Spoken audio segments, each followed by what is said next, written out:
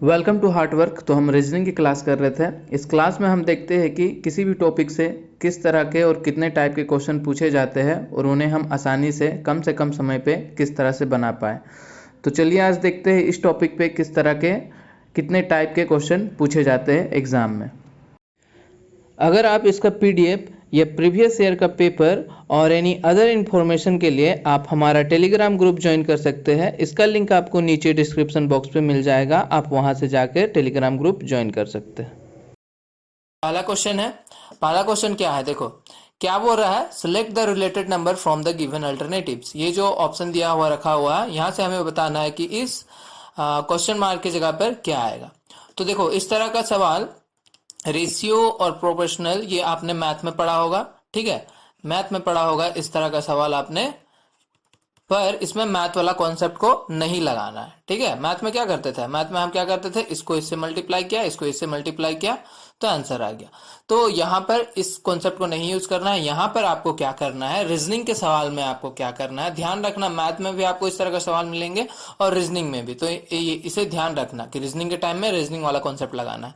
तो इसमें क्या करना पड़ता है आपको कि फर्स्ट जो ये दो रेशियो दे रखा हुआ है, इन दोनों के बीच आपको रिलेशन पता करना पड़ता है, इन दोनों के बीच क्या संबंध बता रहा है वो संबंध पता करना पड़ता है। और सेम ये जो रिलेशन होता है वो रिलेशन हमें इसके लिए लगाना पड़ता है। जैसे यहाँ पर देख लो क्या है, 2 है और 8 है, 2 को 8 किस तरह लिखा जा रहा है, इन दोनों के बीच आपस में रिलेशन क्या हो सकता है। तो इसमें थोड़ा सोचना पड़ेगा, अदर यू आप ऐड करो या फिर माइनस करो, मल्टीपल करो, कुछ भी करो, पर ये दोनों के बीच में आपको रिलेशन पता करो। तो देखो हम क्या कर सकते हैं, 2 का क्यूब को हम 8 लिख सकते हैं, 2 का क्यूब इक्वल टू 8 होता है, ठीक है। तो ये रिलेशन हो सकता है सेम। तो यहाँ पर भी यही हो जाएगा, 5 का क्यूब अगर हम करें तो 5 का क्यूब करें तो क्या हो जाएगा 125, और 125 हमारे ऑप्शन में भी है, तो 125 यहाँ से हमारा क्या हो जाएगा, सही आंसर हो जाएगा, ठीक है। इसी तरह आपको लॉजिक सोचना है। अगला सवाल पे देखो क्या देख रखा है, 43 और 7। तो ये 43 से 7 कैसे बन रहा है, 43 से ये 7 कैसे बन रहा है। तो 43 से 7 कैसे बन रहा है, 4 + 3 कर दो, 4 + 3 = 7 होता है। सेम लॉजिक बस इसमें लगा दो, 2 + 3, 2 + 3 = क्या हो जाएगा 5। तो ऑप्शन यहाँ से डी हमारा क्या हो जाता है, बिल्कुल करेक्ट हो जाता है। अगले सवाल पर आते हैं। देखो एनालॉजी में आपको बस एक तो आपको नंबर से मिलेगा, ठीक है, नंबर से मिलेगा, उसके बाद अल्फाबेट से मिलेगा, नंबर से मिलेगा, अल्फाबेट से मिलेगा, और एक आता है जीके का सेक्शन, थोड़ा सा जनरल नॉलेज का सेक्शन आता है इस तरह के सवाल में। बस ये 3 ही टाइप का क्वेश्चन पूछा जाता है इस टॉपिक में। तो देखो नंबर वाला तो हमने देखा अभी पीछे 2 क्वेश्चन। देखो इंग्लिश अल्फाबेट में किस तरह से रहता है, इसमें भी क्या करना है आपको, इन दोनों के बीच में रिलेशन पता करना है। तो इससे पहले की क्लास आपने अगर की होगी कोडिंग डिकोडिंग की, बस उसी को थोड़ा यहाँ पर यूज करना है, सेम कॉन्सेप्ट को। तो क्या करना है, हमें सबसे पहले पता करना है कि SAT को WEX के साथ किस तरह का रिलेशन है। तो इस तरह से लिख लो, सबसे पहले ऊपर और नीचे कर लो। उसके बाद मैंने क्या कहा है, अब तक के जितने भी मैंने क्लास लिए हैं रीजनिंग में, हमेशा कहा है कि अल्फाबेट की कुछ भी क्वेश्चन आए, सबसे पहले आपको क्या करना है, ABCD जो है आपको साइड में लिख लेना है। ABCDEFGHIJKLMNOPQRSTUVWXY और Z हो गया। ABCD हमने लिख लिया। अब देखो S से W, S से W कैसे पहुंच रहा है, S से यहाँ पे, S से TUVW, यानी कि 4 + 4 अगर करें हम, 4 आगे जाए तो हमें W मिल रहा है। A से E पे चलते हैं, A से E कैसे जाना है, BCDE, यहाँ पर भी हमें क्या करना पड़ेगा, +4 करना पड़ेगा। T से X पे चलो, T यहाँ पर है, UVWX, यहाँ पर भी क्या हो रहा है, +4 हो रहा है। तो लॉजिक मिल गया हमें, क्या लॉजिक मिल रहा है, ये लॉजिक पता चल गया। अब इसी तरह हम क्या करेंगे, MET में भी सेम लॉजिक लगा देंगे। मतलब सेम लॉजिक कहने का मतलब यहाँ पर +4, यहाँ पे +4, यहाँ पे +4। तो M से +4 करो, M से +4 करो तो क्या मिलेगा, NOPQ। चौथे नंबर पे कौन आ रहा है, Q आ रहा है, ठीक है। E की बात करते हैं, E पे +4 कर दो तो E यहाँ पर है, तो हो गया हमारा क्या, FGHI, चौथे नंबर पर I आ रहा है, ठीक है। T से +4 कर दो, T से +4 कर दिया हमने, UVWX आ रहा है, तो यहाँ पर हो जाएगा X, यानी कि ये कौन सा ऑप्शन है, ऑप्शन डी यहाँ से क्या हो जाता है, बिल्कुल करेक्ट हो जाता है। अगले सवाल पर आते हैं। सेम इसी तरह करेंगे, LERI और PJVN, इसका रिलेशन सबसे पहले पता करो। तो ABCD वाले में देखते हैं, एल से पी पे पहुंचना है हमें, ठीक है, एल से पी पहुंचना है। तो कब पहुंचेंगे? एल से एम एन ओ पी, यानी कि इसमें भी क्या हो रहा है, L M N O P यानी कि +4 हो रहा है, ठीक है। उसके बाद ई से जे पे चलते हैं, तो ई से जे पे चलते हैं तो कितना, यहाँ पे +5 करना पड़ेगा, 5 आगे जाओ तो आपको जे मिल रहा है। आर से बी पे चलते हैं तो इसमें कितना, 4 करना पड़ रहा है, +4, 4 आगे चलो तो जाके मिल रहा है।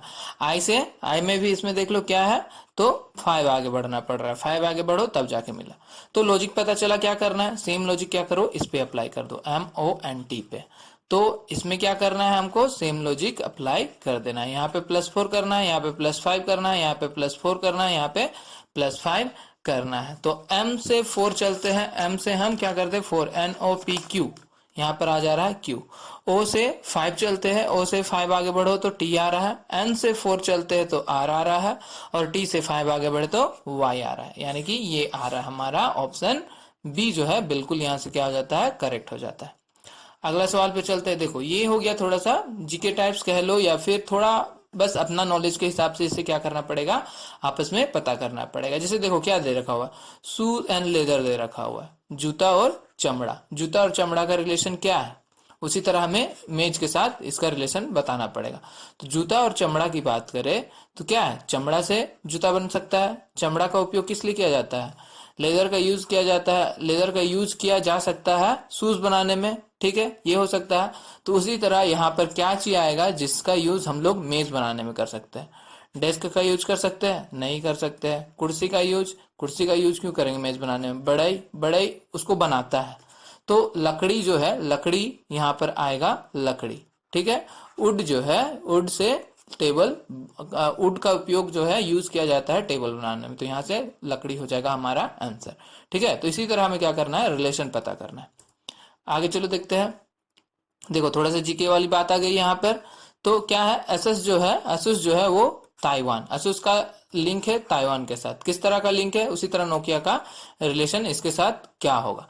तो asus जो है एक मल्टीनेशनल कंपनी है, आपको वो पता होगा, ये लैपटॉप मोबाइल वगैरह बनाती है, इसकी कंपनी है। तो asus जो है वो ताइवान की मल्टीनेशनल कंपनी है, ठीक है, ताइवान की मल्टीनेशनल कंपनी है।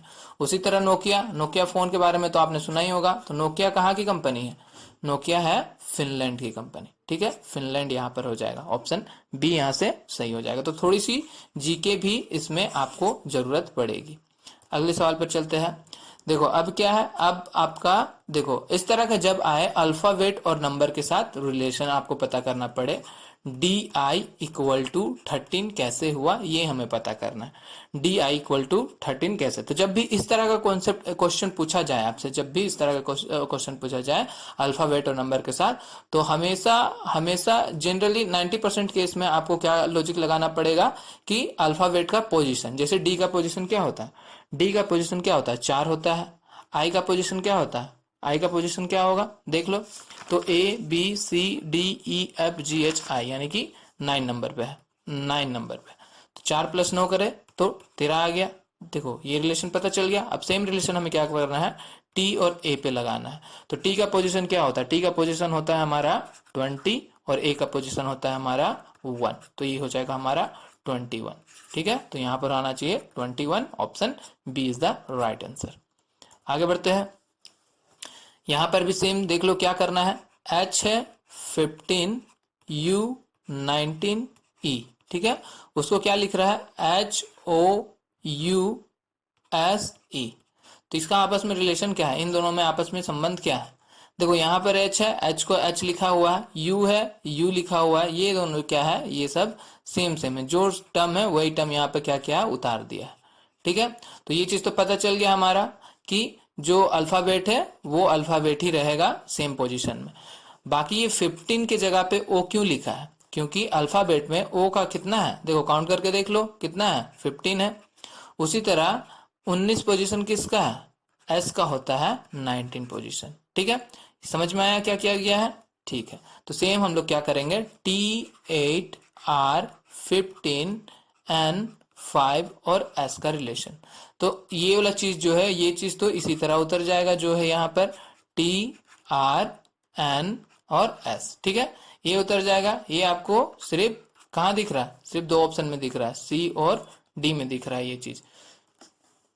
तो अब क्या करना है हमें, 8 का पोजीशन, 8 में कौन होता है, 8 किसका पोजीशन है, 8 है हमारा, काउंट करके देखो ABCDEFGH H का है। तो 15 किसका है, 15 है हमारा O का, और 5 किसका है, 5 तो E का होता है। ठीक है, तो ये हो गया, तो ये हो गया हमारा आंसर। ये कौन सा ऑप्शन से मैच कर रहा है, ये ऑप्शन डी से मैच कर रहा है, ऑप्शन डी हमारा करेक्ट आंसर हो जाएगा। आगे बढ़ते हैं। देखो फिर से जीके वाली बात हो गई, नॉलेज वाली बात हो गई, जीके वाली। तो इसमें क्या है, इसमें भी देखो क्या अलाइव और दैट दे रखा हुआ, अलाइव के साथ डेट का रिलेशन, जीवित मृत, इन दोनों का बीच में रिलेशन क्या पता चल रहा है आपको, दोनों एक दूसरे के क्या है, अपोजिट है, दोनों एक दूसरे के अपोजिट, दोनों एक दूसरे के अपोजिट है। तो हमें ऑप्शन में से ऐसा ऑप्शन चूज करना पड़ेगा कि ये भी एक दूसरे से अपोजिट हो। ठीक है, तो क्या है, ऑलवेज एंड नन, ऑलवेज और नन मतलब क्या, हमेशा और कोई नहीं। तो ये तो कोई अपोजिट टाइप्स लग नहीं रहा है, हमेशा कोई नहीं, हमेशा कभी नहीं होता तो ठीक रहता, हमेशा और कभी नहीं तो कह सकते थे अपोजिट। वाद एंड हार, ये तो कुछ अलग ही है। यहाँ पर ऑप्शन सी देख लो, एंजल एंड डेविल, देवता और शैतान, ये बिल्कुल अपोजिट लग रहा है, ऑप्शन सी जो है बिल्कुल करेक्ट आंसर हो जाएगा। अगले सवाल पर आते हैं। तो यहाँ पर देखो, यहाँ पर सबसे पहले तो क्या, हमें इन दोनों के बीच का रिलेशन पता करना पड़ेगा। MRQ को PUT कैसे लिखा गया है, कैसे लिखा गया है, तो M से P पहुंचना है हमें, M से P पहुंचने में क्या करना पड़ रहा है, +3 करना पड़ रहा है। R से U पहुंचना है हमें, R से U पहुंचने में भी +3 करना पड़ रहा है, और Q से T पहुंचने में भी +3 करना पड़ रहा है। रिलेशन पता चल गया। अब हम लोग ऑप्शन वाइज जाएंगे, ठीक है, ऑप्शन वाइज जाएंगे। तो ऑप्शन ए से शुरू करते हैं। ऑप्शन ए में क्या है, NOT, NOT को MNS, लॉजिक सेम होना चाहिए, मतलब +3 +3 +3। तो n से m कैसे पहुंचा जाए, n से m पहुंचने के लिए हमें -1 करना पड़ेगा। ये तो ऐसे ही गलत हो गया, ए तो गलत हो गया हमारा, ए ऑप्शन गलत हो गया। बी पे आते हैं, क्या है, FRY और IUB। तो F से I पे चलते हैं, F से I पे चलना हो तो हमें +3 करना पड़ेगा, R से U पे चलते हैं तो हमें +3 करना पड़ेगा, और Y से B चले तो भी +3 करना पड़ेगा। तो ये हमारा बिल्कुल लॉजिक मैच कर रहा है, ऑप्शन बी जो है बिल्कुल करेक्ट हो जाएगा। अगले सवाल पर आते हैं। 25 और क्या दे रखा हुआ, 36, 25 और 36। तो 25 और 36 में क्या दिख रहा है आपको, आप इसे कह सकते हैं 5 का स्क्वायर और 6 का स्क्वायर, 5 का स्क्वायर इक्वल टू 25, 6 का स्क्वायर इक्वल टू 36। तो ये कर सकते हैं हम लोग। और एक चीज आपको अब क्या करना है, ऑप्शन के थ्रू चलना है। तो इसमें और एक चीज का ध्यान रखना कि इन दोनों के बीच का गैप क्या हो रहा है, 1 हो रहा है। 5 और 6 के बीच का गैप कितना हो रहा है, 1 हो रहा है। तो ऑप्शन में भी, जैसे कि ऑप्शन ए की बात करें, 9 और 25 है, तो ये हो गया हमारा 3 का स्क्वायर, ये हो गया हमारा 5 का स्क्वायर। स्क्वायर स्क्वायर है बोथ साइड, पर यहाँ का डिफरेंस क्या हो जा रहा है, 2 हो जा रहा है। हमें चाहिए क्या होना चाहिए, डिफरेंस 1 होना चाहिए। तो ऑप्शन ए हमारा गलत हो गया। बी की बात करते हैं। बी में हमारा क्या है, 16 और 25, ये होता है 4 का स्क्वायर, ये होता है 5 का स्क्वायर। तो यहाँ पे बिल्कुल 1 आ रहा है डिफरेंस, तो हम कह सकते हैं ऑप्शन बी जो है हमारा बिल्कुल राइट आंसर है। अगले सवाल पे चलते हैं। देखो ऑप्शन सी को अगर चेक करना है तो वो भी देख लो, ये हो जाएगा हमारा 5 का स्क्वायर, ये हो जाएगा 7 का स्क्वायर। यहाँ पर भी डिफरेंस जो है 2 आ रहा है। 81 और 121 की बात करें तो ये है 9 का स्क्वायर, ये है 11 का स्क्वायर, तो यहाँ पर भी 2 आ रहा है। तो ये लॉजिक ऑप्शन बी जो है बिल्कुल करेक्ट है। अगले सवाल पर चलते हैं। अगला क्या दे रखा हुआ है, 634 को 72 कैसे लिखा, 634 को 72 कैसे लिखा। अब आप इसके बीच प्लस करो माइनस करो कुछ भी करो, लेकिन 72 लाओ। तो अगर हम प्लस करने से तो कुछ होगा नहीं, माइनस करने से भी नहीं आएगा, इनटू करके देख लेते हैं। तो इनटू करने से देखो क्या होता है, 4 3 12 और 6 72, हाँ ये आ रहा है, बिल्कुल आ रहा है। मल्टीप्लाई करने से 72 आ रहा था, तो ठीक है, हमें क्या करना पड़ेगा, 275 में भी मल्टीप्लाई कर देना पड़ेगा। तो चलो मल्टीप्लाई कर देते, तो क्या हो जाएगा, 35 तो 70 70 हो गया, ठीक है। तो option B, option 70 D, option D जो है यहाँ से बिल्कुल करेक्ट आंसर हो जाता है, ठीक है। अगले सवाल पर चलते हैं।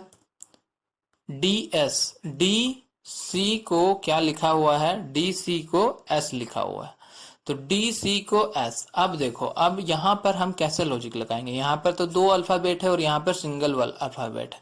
तो हम ऐसे इसको जिस तरह से वैसे कर रहे थे, डी इसको ऊपर लिखते थे और इसको नीचे करके हम रिलेशन पता करते थे, तो ऐसे तो नहीं कर पाएंगे क्योंकि यहाँ पर कुछ है नहीं। तो यहाँ पर क्या करना पड़ेगा, हमें कुछ और सोचना पड़ेगा। कुछ और मतलब अगर हम डी की पोजीशन, डी का पोजीशन क्या होता है, डी का पोजीशन होता है 4, इसका पोजीशन क्या होता है 3, इसका पोजीशन क्या होता है, एस का पोजीशन होता है 19। तो हमें ये सोचना है कि 4 3 का यूज करके हम यहाँ पे 19 कैसे लाए। तो अगर हम 4 का स्क्वायर कर दे और प्लस 3 कर दे तो क्या हो सकता है, 16 प्लस 3 इक्वल टू 19 हो सकता है। आ गया ये 19, ठीक है। तो बस सेम लॉजिक हमें लगाना पड़ेगा ई और ए पे, ई और ए पे। तो ई का पोजीशन क्या है, ई का पोजीशन हो गया 5, ए का पोजीशन क्या है 1, ठीक है। तो 5 का स्क्वायर करना है और इसे 1 करना है। तो 5 का स्क्वायर इक्वल टू 25 और plus 1 that is equal to 26 हो जाएगा, ठीक है। 26, ऑप्शन में तो 26 नहीं है, तो यहाँ पे हमें क्या करना पड़ेगा, 26 के करस्पॉन्डिंग क्या होता है, अल्फाबेट में जेड होता है। तो ऑप्शन डी यहाँ से क्या हो जाएगा, बिल्कुल करेक्ट आंसर हो जाएगा, ठीक है। समझ में आया? चलो समझ में आ गया हो तो इसे आप लोग सॉल्व करना, सॉल्व करके इसका नीचे कमेंट जाकर इसका आंसर कमेंट करना। बहुत ही इजी सवाल है, देखने से ही पता चल जा रहा होगा कि इसका आंसर क्या होगा। अगर पता चल गया होगा तो जरूर से कमेंट कर इसका आंसर देना, ठीक है। और एक बार चेक कर लेना कि अगर आप लाइक यहाँ तक पहुंच गए हो तो लाइक करना, अगर भूल गए हो तो उसे लाइक कर देना और वीडियो को शेयर कर दो, और अभी तक सब्सक्राइब नहीं किया तो उसे सब्सक्राइब कर देना। Thank you.